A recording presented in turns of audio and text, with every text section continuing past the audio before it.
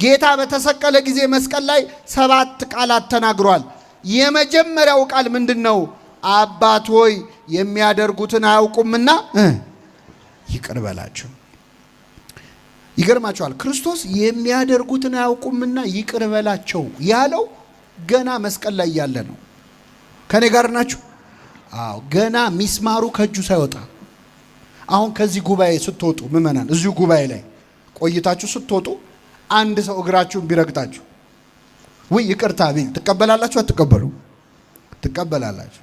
ግን እግራችሁን ረግጦ ጭፍልቅ አድርጎ እያሸ ይቅርታ ቢላችሁስ ትቀበላላችሁ?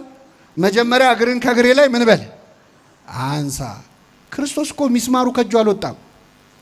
ገና እኮ የሾህ አክሊሉ ልቡ ድረስ ይሰማዋል። እያመመው ነው።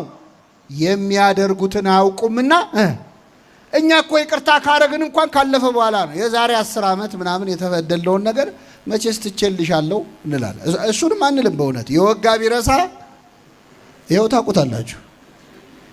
ሲቆይ የረሳው ልጅ መሰለሽ እንዴ ነው የምንለው።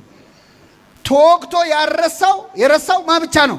ክርስቶስ ገና ሚስማሩ ከእጁ ሳይወጣ የሚያደርጉትን አያውቁ። አሁን እዚህ መካከል ይህን ትምህርት የምትሰሙ ሰዎች ሰው ይቅርታ ማድረግ እንዳለበት ታምናላችሁ፣ እናምናለን። ግን የሆነ ይቅርታ ያላረግንለት ሰው የለም ወይ? የሆነች ይቅርታ ብሞት አላረግላትም የምትሏት ሴት የለችም ወይ? ሁላችንም ሕይወት ውስጥ ይቅርታ እንስማማለን። ግን ገሌ ከሆነ በሱ አትምጡብኝ እንላለን። እሷን ይቅር ብል ሞቼ እገኛለሁ እንላለን። እሱን ነው ይቅር በል ያለህ ክርስቶስ። እሱን ነው።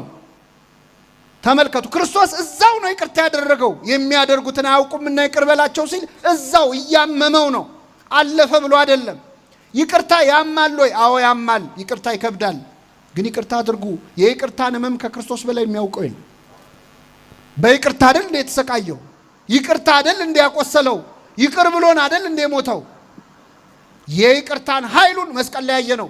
የሚያደርጉትን አያውቁምና ምን በላቸው ይቅር በል። አሁን ይቅርታ አድርጉ የምትባሉት ሰዎች አንዳንድ ሰው ይቅር በል ሲል በፍጹም ይላል። እስቲ ልጠይቃችሁ ምእመናን፣ የበደሉን ሰዎች ምንም ያህል ቢበድሉን አይሁድ ክርስቶስ ላይ ያደረሱትን መከራ ያህል በድለውናል? አልበደሉንም። የክርስቶስ ያህል አልተሰቃየንም። አይ መቼስ አንዳንድ ሰው ክርክር ይወድ የለ። አረ የሱ ይሻላል ይላል አንዳንድ ሰው። አረ የሱ ይሻላል፣ የኔ ይብሳል። እሺ ይባስ፣ ግድ የለም። ከክርስቶስ በላይ ሰዎች በድለው ይሆናል። አንተ እንደ ክርስቶስ ንጹህ ነው ወይ? አይደለም።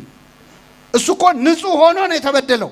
ግን የሚያደርጉትን አያውቁምና ይህንን የይቅርታ ልብ ለሁላችን ያድለን። ለጠቅላላ እውቀት አይደለም የምነግራችሁ። ይህን የምትሰሙ ሰዎች ይቅር በሉ የበደሏችሁን ሰዎች ለራሳችሁ ስትሉ። ቂም መያዝ ማለት ምእመናን ሰው ለመጉዳት ብሎ መርዝ መጠጣት ማለት፣ ሰው ለማበሳጨት ብሎ መርዝ መጠጣት። የምትጎዳው ራስህ ነህ። ለምን ነፍስህን ታቆስላታለህ? እዛው መስቀል ላይ ይህንን ንግግር ተናገረ ጌታ። ይህን ሲናገር የቀኝ ወንበዴ ልቡ ተሰበረ።